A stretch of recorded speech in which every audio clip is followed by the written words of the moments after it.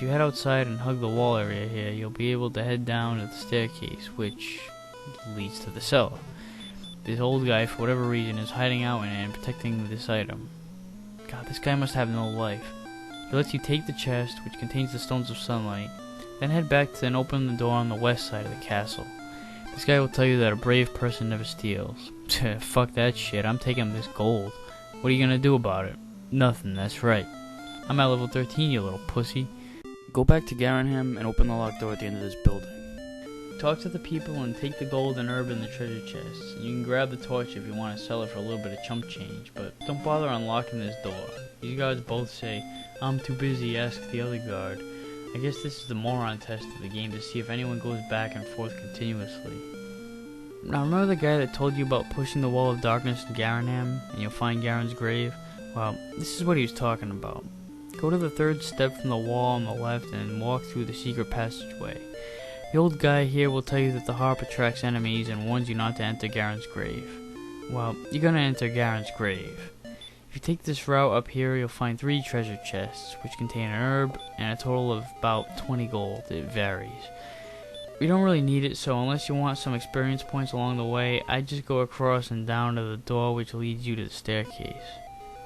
Go around to the southwest corner of the room and take these stairs down. Now, the silver harp is in this room, but you're blocked off in this little section here. So go to the staircase on the other side, which will lead you to a simple room to navigate your way through. And these stairs lead back to the room you were just in, where you'll acquire the silver harp. You can go down either of these staircases to get to the treasure chest, but all you get out of it is the cursed belt. You can sell it, but there's no real need for it.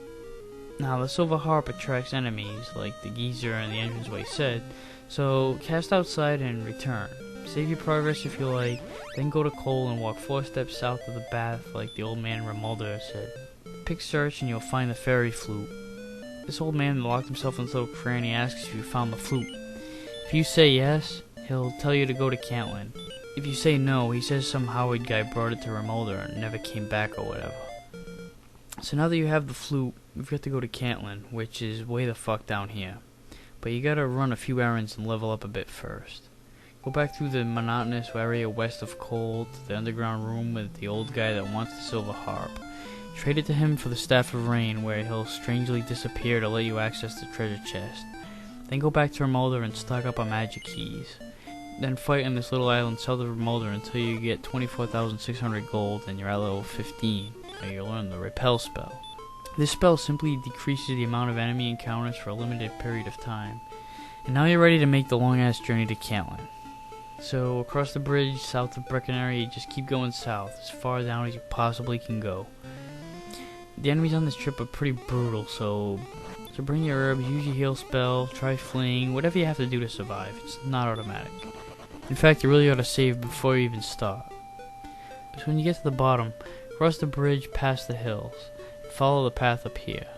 Pass the first bridge and take the second one. This leads you to Cantlin, but you'll end up at a boss, the mighty Golem. The reason the old man told you to come here after acquiring the flute is simple. As hinted by a few of these fellows in coal, the flute puts the Golem to sleep. So you play the flute, it puts him to sleep, and you can just wail away at him. You can even kill him without using the flute, but you might as well go ahead and do it. So you enter Cantlin, and the place is pretty damn big. There are a lot of tasks here. First, go through the door on the east part of town. The old man here sells magic keys for 98 gold. Shrewd. This other soldier runs a shop that sells 2 items, the flame sword and the best shield in the game, the silver shield. Buy both of them. Now, this is kind of a retarded marketing decision to set up a shop behind a locked door that only sells 2 items, both of which are ridiculously expensive. But he got my business, so good for him. Now go talk to everyone in town. This guard here will say it is that many have held Erdrick's armor. The last 2 have held it was a fellow named Wynn. Now go to the middle structure and walk into it. You'll end up inside. The old man says to learn how proof may be obtained that thy ancestry was the great Erdrick, see a man in this town. So then go to the northwest corner of the town and unlock this door to talk to the fat guy behind the desk. Now this fucking sucks. You have to wait for him to walk back. He just wants to inform you that his grandfather Wynn once had a shop for the rest of the east side of Hoskins. This other fat guy wandering around will tell you that grandfather used to say that his friend Win had buried something of great value on the floor of a tree behind his shop. So using all this information, we can put 3 and 3 together and figure out that this guy named Win has a shop on the east side of Hoskness. He was the last person to have Erdrick's armor, and he has something of great value buried at the floor of a tree behind his shop. So that item of great value is more than likely Erdrick's armor, which at this point of the game has been built up heavily by townsfolk all over the place as the best piece of armor anyone could possibly wear. Then you've got to find Hoskness, which is located here at the top of this desert in the southwest that you passed on your way to Cantland. Don't go in yet, just hang around and fight enemies in the area, keeping your magic points level high enough to cast a return spell if you're running low on magic points or health. When you reach level 16, be sure your game is saved and go to Hoskness.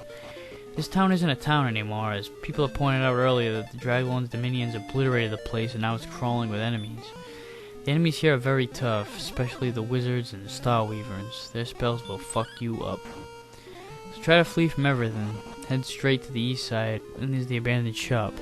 And there's the tree where the valuable item is buried. So you head over there and you get a boss battle with the Axe Knight. Use stop spell and attack, because if he puts you to sleep, you're dead.